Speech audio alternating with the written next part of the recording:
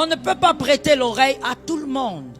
Un homme, un chef de famille qui ne sait pas que sa première conseillère, c'est sa femme, a un problème dans cette famille. Cette famille vivra un désordre.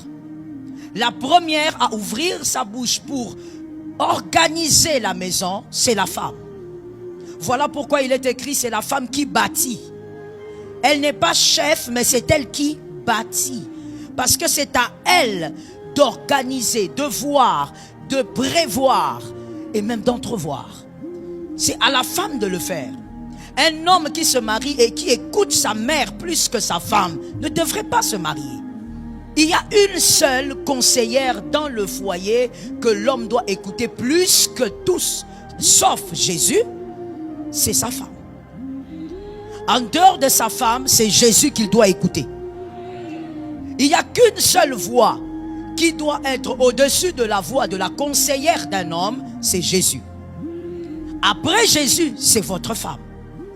Cette structure, quand elle n'est pas respectée, vous êtes déjà dans un désordre. Vous ne vous êtes pas accordé dès le départ.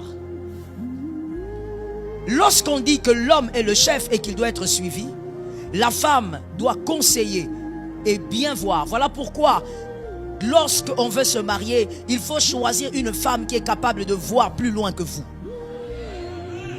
Parce que la conseillère, c'est l'aigle. L'aigle voit au-delà d'ici. L'aigle voit au-delà des blocages financiers d'aujourd'hui. Des blocages financiers d'aujourd'hui. L'aigle doit voir.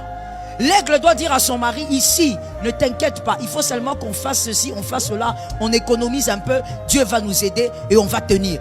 Tu dois avoir une femme capable de voir plus loin que toi.